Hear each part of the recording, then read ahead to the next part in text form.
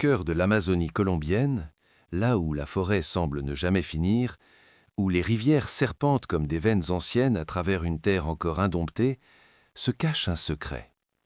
Un secret gravé dans la pierre, oublié par le temps, mais jamais effacé. Bienvenue à Parc national natural de Chiribiquete. Un lieu si isolé, si sacré, que pendant des siècles, il est resté hors de portée du monde moderne. Pourtant, ces falaises racontent une histoire vieille de dizaines de milliers d'années. Une histoire faite d'ocre, de vision et d'humanité.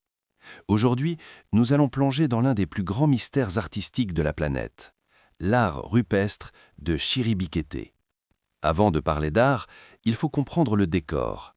Avant même l'arrivée des humains, Chiribiquete était déjà ancien. Ces formations rocheuses, appelées tépuis, remontent à plus d'1 milliard d'années. Elles sont les vestiges d'un plateau colossal qui couvrait autrefois une grande partie de l'Amérique du Sud. Chiribiquete n'est pas une forêt ordinaire, c'est un monde à part, dominé par d'immenses formations rocheuses appelées tépuis, des montagnes tabulaires au sommet plat, vieilles de plus d'1 milliard d'années. Ces géants de pierre émergent de la jungle comme des îles suspendues dans le temps. Leur isolement a permis à des écosystèmes uniques de se développer, mais aussi à des cultures humaines de laisser leur empreinte, loin de toute influence extérieure.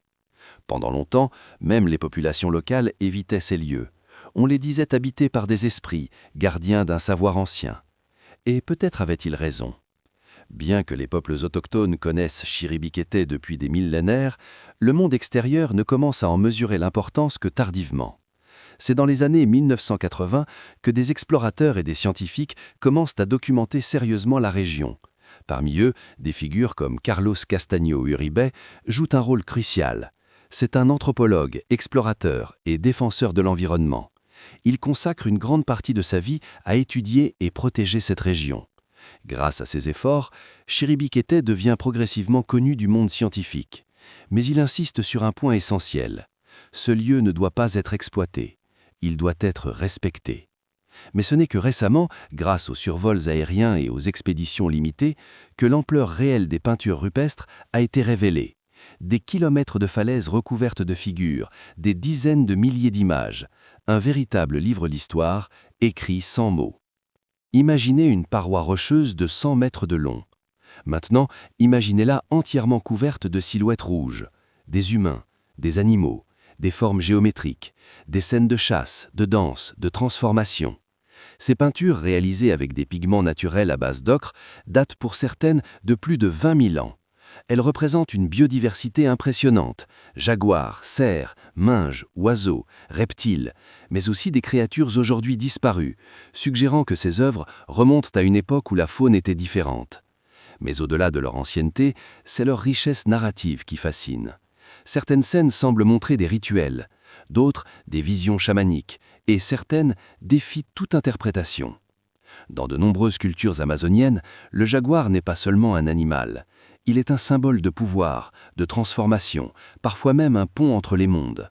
À Chiribiquete, le jaguar apparaît partout, souvent représenté aux côtés d'humains, soifant fusionner avec eux. Ces figures hybrides suggèrent une vision du monde où les frontières entre l'homme, l'animal et l'esprit sont floues. Un monde où l'art n'est pas décoratif, mais spirituel. Un monde où peindre, c'est communiquer avec l'invisible. Les peintures de Chiribiquete ne sont pas seulement des scènes de la vie quotidienne. Elles sont, pour beaucoup de chercheurs, une représentation d'une cosmologie complexe. Les peuples qui ont créé ces œuvres voyaient probablement le monde comme un ensemble de niveaux. Le monde des humains, celui des esprits et celui des ancêtres. Peindre dessus, c'était peut-être inscrire son existence dans l'univers, ou dialoguer avec des forces supérieures.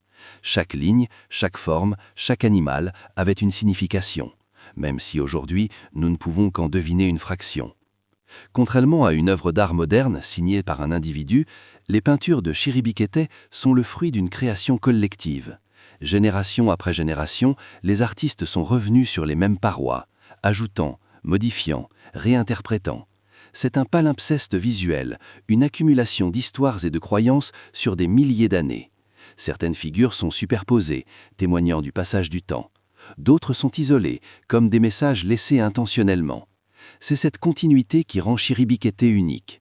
Ce n'est pas un site figé, mais un processus vivant qui s'est étendu sur des millénaires. Une des raisons pour lesquelles Chiribikete est si bien préservé, c'est son isolement. Même aujourd'hui, l'accès est extrêmement limité. Le gouvernement colombien protège strictement la zone, notamment pour préserver les populations autochtones qui vivent encore en isolement volontaire. Ces groupes, descendants possibles des artistes originaux, continuent de voir ces lieux comme sacrés.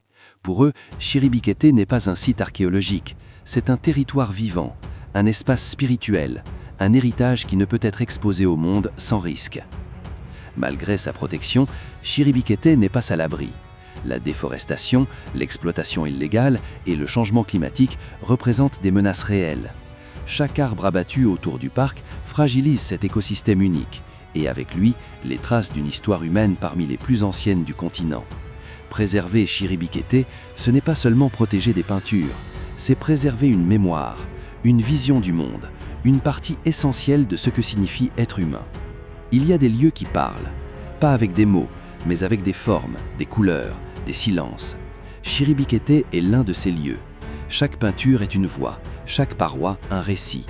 Et même si nous ne comprenons pas tout, nous pouvons ressentir la présence de ceux qui étaient là avant nous, leur imagination, leur spiritualité, leur humanité. Dans un monde en constante accélération, Chiribikete nous invite à ralentir, à regarder, à écouter. C'est à nous de nous souvenir que bien avant les villes, bien avant l'écriture, il y avait déjà des histoires gravées dans la pierre et destinées à traverser le temps. Et vous, que voyez-vous dans ces peintures ?